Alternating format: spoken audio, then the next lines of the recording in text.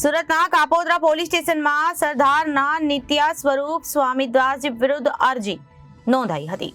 બાબુભાઈ ગજેરા નામના વ્યક્તિ દ્વારા અરજી કરવામાં આવી હતી। નિત્યા સ્વરૂપ સ્વામીએ મહુવામાં મૂર્તિ પ્રતિષ્ઠા મહોત્સવ દરમિયાન પટેલ સમાજ બાબતે વ્યાસપીઠ પરથી વિવાદિત નિવેદન આપ્યું હતું। સુરતના કાપોદ્રા પોલીસ સ્ટેશનમાં સરદારના નિત્ય સ્વરૂપદાસજી સ્વામી વિરુદ્ધ અરજી કરવામાં આવી હતી। બાબુભાઈ ગજેરા નામના વ્યક્તિ દ્વારા અરજી કરવામાં આવી હતી।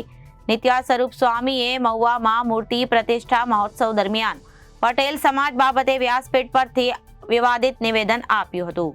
100 પટેલિયા ભેગા થાય ત્યારે એક વાડી જેટલી બુદ્ધિ થાય અને 100 વાડિયા ભેગા થાય ત્યારે એક ઠક્કર જેટલી બુદ્ધિ થાય, આવી વાત સ્વામીએ કરી હતી। સ્વામીના આવા નિવેદનથી પટેલ સમાજની લાગણી દુભાઈ હતી। આ બાબતે સ્વામી સામે કાર્યવાહી કરવા બાબતે બાબુભાઈ ગજેરાએ કાપોદ્રા પોલીસ સ્ટેશનમાં અરજી કરી હતી।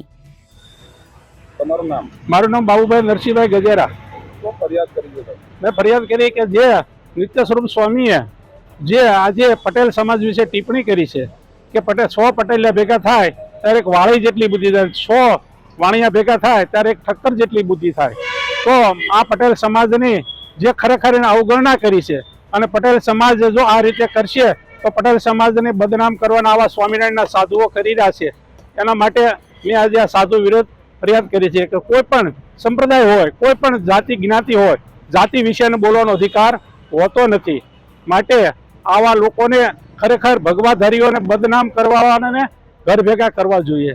જય સરદાર, જય ઉમા, જય માં Khodiyar. Bureau report, Janadesh news, Surat.